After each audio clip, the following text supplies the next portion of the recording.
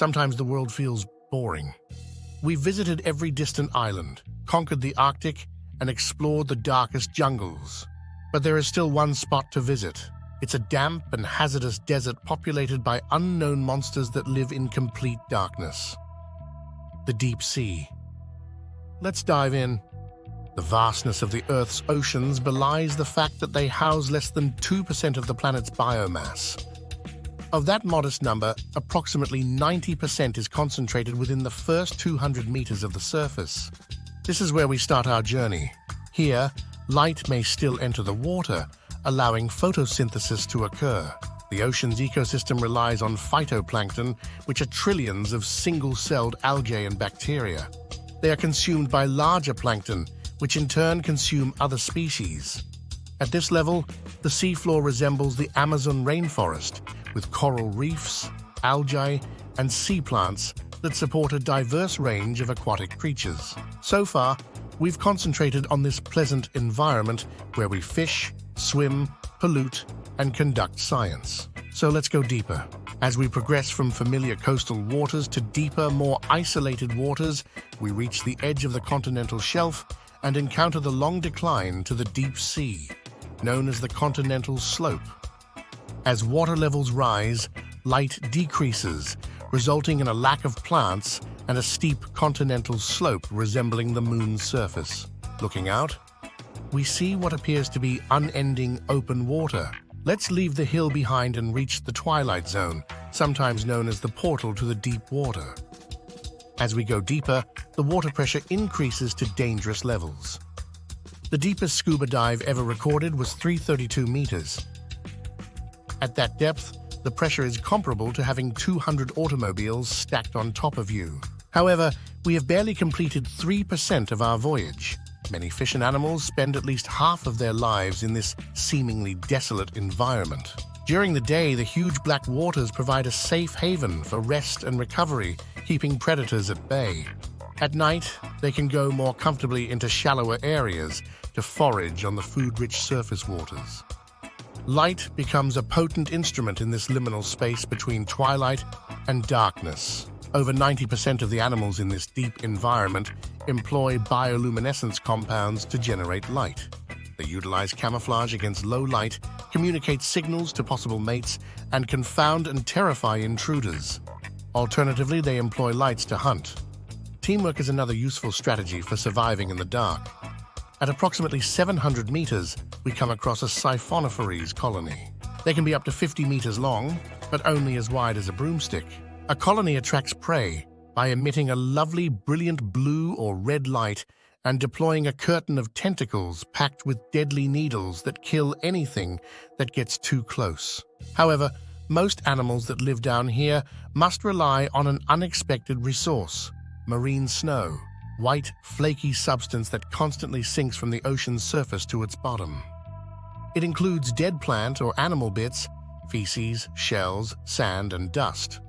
Even if it may not seem particularly appetizing, life in the deep sea would perish without this vital resource. This is where the most exciting clashes between two unlikely rivals could take place. Sperm whales hunt and attack massive squid the size of houses. The squid may not be able to survive, but they leave indelible markings on their attacker's skin. As we approach 1,000 meters, deeper than the tallest human-built structure, we must exercise caution.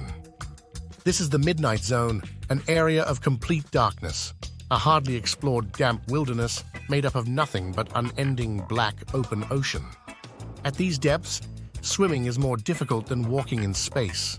Finding food down here is difficult, so life had to adapt and become highly energy efficient.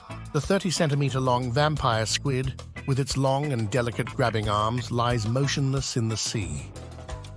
They're covered in microscopic stiff hairs that remove food from the water. This saves a lot of energy over aggressively catching food. Carnivorous fish struggle to get food because living prey is scarce down here, so the hunters must gain a perfect hold on their victim on the first hit, or it will flee into the darkness. Many deep-sea predators possess multiple sets of long, lethal fangs. For example, the viperfish uses its powerful fangs to trap and swallow huge prey. The frilled shark has 300 teeth that are bent backwards to catch prey in its jaws. We plunge below 3,800 as deep as the Titanic's grave. We are currently at abysmal depth.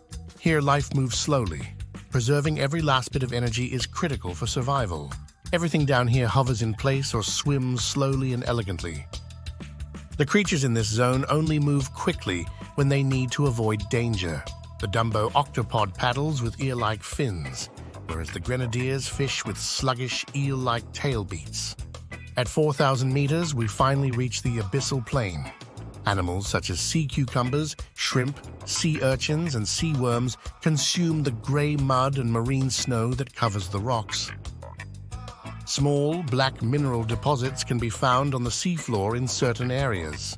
These are manganese nodules. Deep-sea corals and sponges use them to anchor themselves to the seabed. Even though there is little life on the deep seafloor, there are some oases. Magma in rift valleys heats seawater to 400, forming chimneys and towers. Extremophile bacteria convert minerals into organic molecules that serve as the foundation for distinct ecosystems. As we descend deeper, we reach the abyssal plain's deepest point of 6,000 meters. Although this is the deepest part of the seafloor, we are just halfway there. Let us enter the hadal zone, the underworld of the sea. Only 0.25% of the ocean is comprised of deep, narrow trenches, making it one of the harshest habitats on Earth. Extremophiles, such as the ethereal snailfish, live at depths of roughly 8,000 meters, making it the deepest known living fish. As we descend to above 10,000 feet, we notice spiky and pointy black rocks rushing by. The last slope is a gently sloping trench within the Greater Mariana Trench, enclosing a 1.6-kilometer broad valley. This is it. The deepest point is the Challenger Deep, 11,000 meters beneath the surface. The water pressure here is 1/86 bar. Swimming here is like balancing 1/800 elephants on top of you. Even here, life has discovered a way to thrive. White and light pink amphipods swim among sea cucumbers. Their immensity is staggering. Deep-sea creatures can grow up to 30 centimeters in length, unlike their shallow water counterparts that are only a few millimeters long. Other objects glide beautifully across the water. Scientists detected plastic bags in 2018. Even the most distant locations on Earth are not immune to human influence. There is nothing left to do, and our oxygen is running low, so we begin our ascent. After hours of journeying through darkness, we catch a glimmer of light. We return to a tranquil surface. The oceans are really deep. There are several of them. We owe it to ourselves and our successors to maintain them as best we can. There are so many wonderful things yet to be discovered.